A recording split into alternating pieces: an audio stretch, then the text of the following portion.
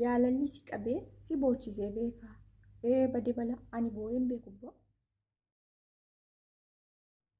Amma namni tokko lafaa kee si lola lafaa kee si haa tumuyyuu tumamiif. Ati garuu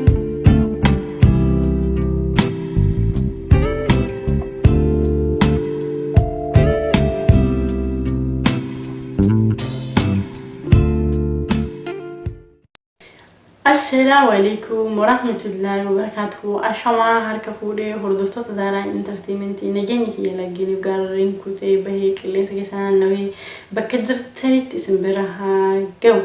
Jarra jirtu ilmaan Oromoo fayyaa keessanii annaga isiniif jira Zaraan teessanii namoonni YouTube channel kiyya haarawaa taatan subscribe godhaa. Family YouTube kiyya ta'a ijoolleen YouTube haarawaa qabdan linkii keessan as jala kaawwadha.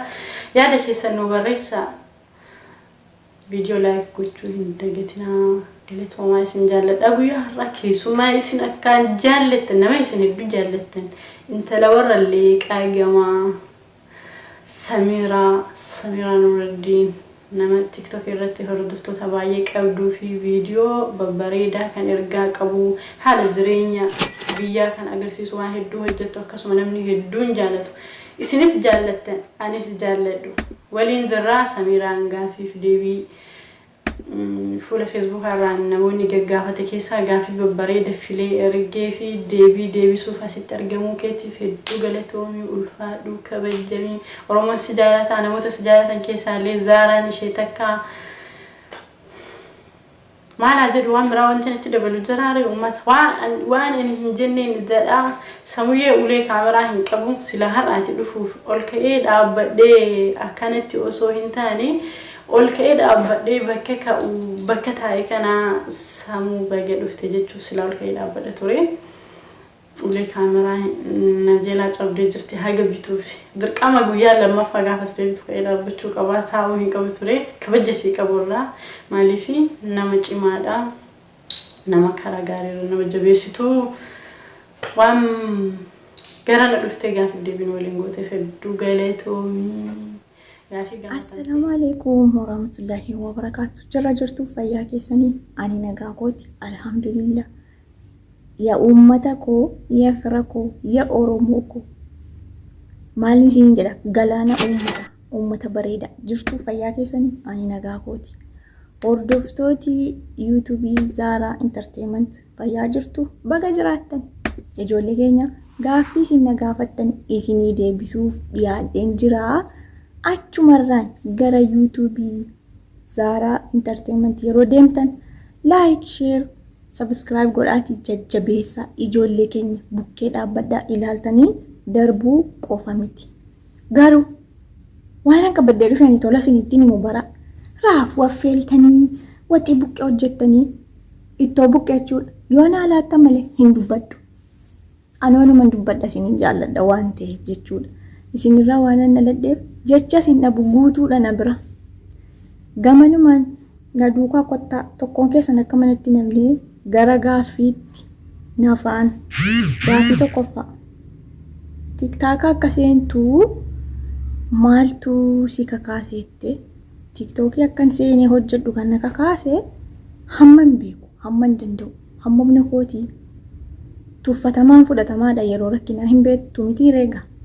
Uummata kanaaf yoo waa dubbadhe yoo isa jedhamutu aluma takkaadhaan achirra na baase. Gaaffii lammaffaa ati jaalallee qabda moo abbaa manaa dhugoomfatte qabda? Gaaffii bareeda ani abbaa warraan qaba. Abbaa warraa koo baay'een jaalladhaani baay'een kabajaan. Nuraddiinee koo bakkuma jirtutti nageenyi kee siifa baay'atuun siin jedha rabbiin si haa eegu. Maaliif akkas jetta wettanii? Nama baay'ee jaalladhuudha.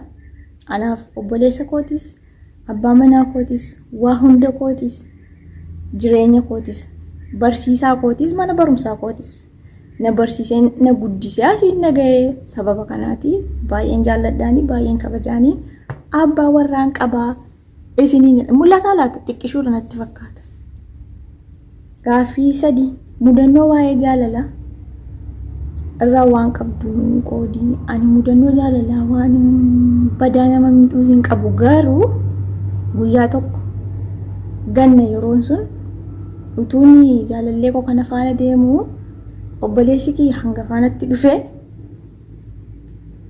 inni tunatti dhufe somaanan godhu garuu ani sodaamti isaa jaa keessa koo jiru isarraa hiiqeen isa baqadheenii karaa tokko baadhutuun jedhu booyii bishaanii keessatti taree miilli koo na dhukkubee torbee lama akkas dhukkubsad inni mudannoo cimaadha na biratti inni irraanfadhu gaaffii afur tiktookii gubbaatti bifa adda addaatiin waa dhiyeessita hedduu bareedas gochoota kee tokkoffaa kan siif jaallatu garuu an akkasitti dhiyeessitu garuu akka akkasitti dhiyeessitu sababiin maalii jettee sababiin tokkoffaan Oromoo ta'uu gahaadha maalii biree Oromoon waama hojjetutu irraa bareedas fudhatama qabas ani itti yaadee hin hojjedhu sababiin inni bareeduuf immoo maal dhabeetta kushiinaa keessa yeroon hojjedhu yoo waan yaade tokko natti dhufe abiddattii irraa dhaamseen gara viidiyoo hojjechuutan fiigaa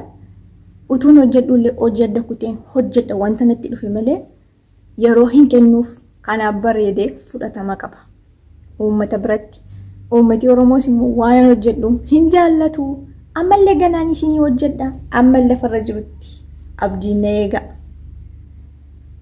gaaffii 5 suuraa kee FB kiyya irratti maxxansee waan feetan Samiraa gaafadhaa jedhee jennaan namoonni baay'een akka ishee jaallannu itti nuu himi jedhan ati hoo maal jettaa jette ani uummatan irraa dhaladhee bagan isin irraa dhaladhee asuma gabaabaattu bagan Oromoo ta'ee bagan Oromoo irraa dhaladhe maaliif ittiin hin boonattiin hin gammada maal jedhee siif himuu jechan qabu bara Oromoo ta'uu jechuun carroomuudha asuma gabaabaa isaatti Oromoo irraa dhalachuuf Oromoo ta'uun carroomuudha isin qabaachuutti nan boona isiniin jaalladha isiniin hin koora naaf jiraadha hundumti keessan eessatti argeen isin dubbisaa hunda keessan immoo hundumti keessan naaf jiraadha jireenya irraa hamtuun isin hin argin yeroo hundumaa kana dadhabdanii dala ancootee muka lama fidiif hime nyaattu qococaatti isinii godhee isinii fiduu isin immoo kaayinaa anoo isiniif jira maal yaaddu hoyi yaadina gaaffii 7 jaalalli si qabee si boochisee beekaa bade bala ani boo'een beeku bo na boosisee sin beeku maaliif hin booma ituun boo'in jaallachuu hin danda'amu maaliif yoon boo'e na jaallata yoonni boo'e immoo na jaalladha hin ta'u waan akkasii warri boossan dhiisaan boo'inaati maal wanti nama boochisu waan baay'ee jira akkamittiin dhiiraaf jedhee bu'aa yookiin immoo akkamittiin shamarraaf jedhee bu'aa kun yaada mataa kootiiti boo'een beekusi na boosisus jedheensi yaada siimas akkatti fudhadhu ishee mee sammuu kee keessa ergaa tokko uummata Oromoo kan miidiyaa fayyadamu hundaaf dabarsi sirrii kee jette maalidha jeete warri miidiyaa fayyadamtan soban dabarsina dhugaan dhoksina dharaan dubbatina dhugaa dubbadha yeroo hundumaa dhugaa irratti yoo qabsooftani qabsoon keessan galmagaa fudhatama qabdu soba dubbannaan garuu namni isin jiila isin baqata darbee immoo tokkummaa keessan cimsaa diina mo'achuuf tokkummaadha wanti hundumaa dura kan dursu malee wal facaasanii tokkummaan hin dhufu jaalalaan kabajaan uummati kun yoo tokkummaa qabaate hin mo'atallee mo'ataadhallee mo'amees hin beekusi akkanatti yaada mataa kootiin isinii qooda gaaffii 9 tiktookii kee ni hordofa yoo namni si arrabse ati immoo nama faarsitee deebistaaf sirriidha kun iciitii mataa isaatii qaba maali yoo jette maatii keenya keessa namni nama arrabsuus hin jiru ituu mata arrabsi jettee yoo akka arrabsanuu hin beeku nama natti kolfa dhugaa rabbiitii hin beeku nama arrabsu maaliif iseet keessumatti ijoolleen shamarranii arraba baduurra du'anii baduu wayya namni sitti kolfuurra du'anii baduu wayya maaliif iseet situ of kabachiisas akka namni si kabajuus situ godha amma namni tokko lafaa kee si lola lafaa kee si haatumuyyuu tumamiif ati garuu jaalalatti agarsiisi malee arrabaan deebisuu fi waan akkasii ittiin guddanne hin beekusi. Maatiin keenya illee waan akkasii hin beekani maatii keenya keessa hin jiru. Garuu irra caalaa abbaa koo haadha koo baay'een galateeffadhaan. Isaan jalatti barre kana hundumaa malee tarii fudhadhee hin dhalanne. Isaanis nama tumanii hin beekanii, namnis isaan tumee hin beeku, nama sarrabsanii hin beekanillee namnis immoo isaan arrabsee hin beeku. Amma guddadhee hamma nagayetti jechuudha. Gaaffii 10 qabsoon karaa nagayaa moo karaa hidhannootiin furmaata argatti jette? Karaa nagayaatiin. Maaliif seete? Hidhannoodhaan lubbuu darbaa qabeenya barbadaa. Maal jedhee si fayyimure? Guddinni hin jiru xiqqeenya malee. Garuu jaalalaan wal kabajuudhaan, gatteessee wal gorfachuudhaan, isa dabe sirreessuudhaan qabsoon karaa nagaa geggeeffamuun anaan natti tolas nan jaalladhas. Afaan qawweetiin homti tokko hin dhufu jedhee yaada garuu akka yaada mataa kiyyaatti.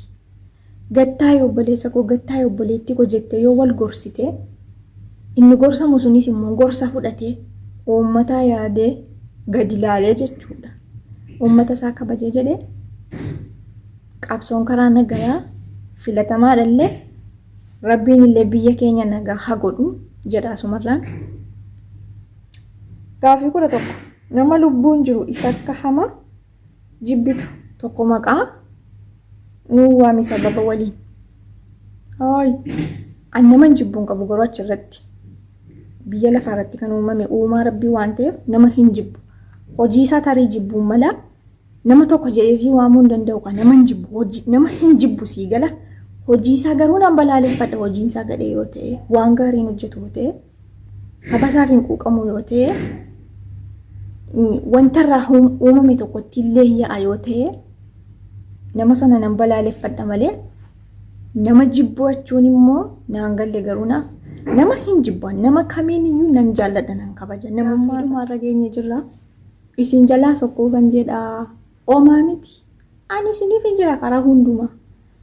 TikTokii kiyyarra na hordofuu hin dandeessu, YouTubii kiyyarra illee na hordofuu hin dandeessu. Irra caalaa garuu ani TikTokiin fayyadama malee YouTubiin fayyadamu yeroo hin qabu jechuudha.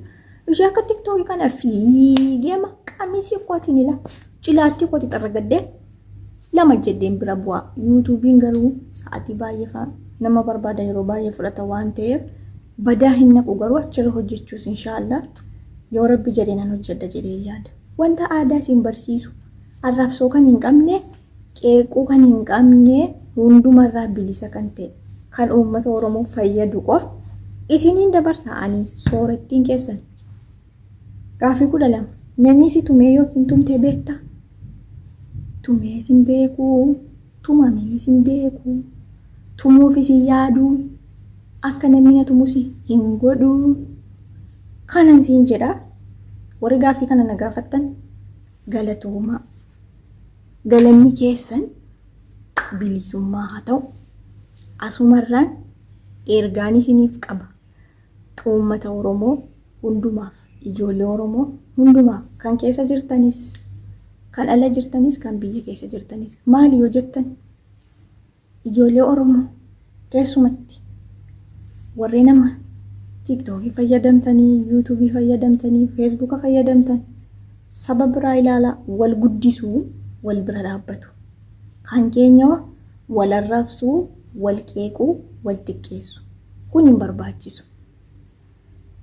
Ijoolleen yeroo TikTokii irratti argu kanuma ol guddaa guddisaa oolanii bulu malee warra jalaan dhufa ol hin kaasani. Maaliif? Tarii inni yoo namni gajalaa jiru sun inni fooloon isaa xiqqoo suni yaada bal'aa si caalu qaba.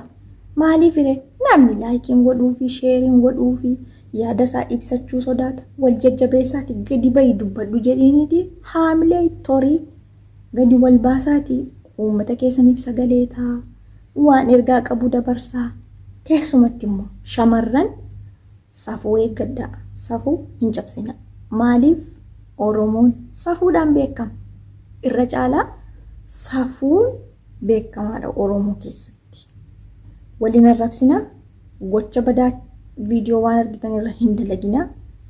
Wanta Oromummaa kee ibsu wanta shamarranitti kabaja godhu, aadaa kee ibsi, afaan kee guddisi, wal guddisa, wal kabaja.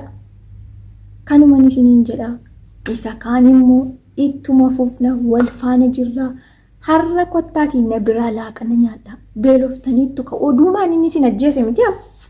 Nattaartuu hinaarinaa akkanatti naarree egar immoo maal isinii qabaddee nu faalaata. Namni baaduu yaada jira. Baaduu faa qococaatti godhee keefoo keessa buusee isinii fida. Keefoo beektuu isin naa deebisaa keefoo maalidha? Hin beektanii yoona isinoo keefoo jechuun maalidha? Naa deebisaa hundumti keessan nagaadhaan naaf ta'an isinii jedha. YouTubii Zara Entertainment immoo adaraa keessan share, like, subscribe godhaafiitii bira dhaabbadha. Ijoollee Oromoo hundumaa wal jabeessaatii tokko ta'aatii wal guddisaatii wal mul'isaatii nu gammachiisaan isiniin jedha. Nagaan oola harka 10 walitti lakkaadha. 1 2 3 4 5 jedhaati itti dabala walitti lakkaadha. Nagaan naaf ta'a.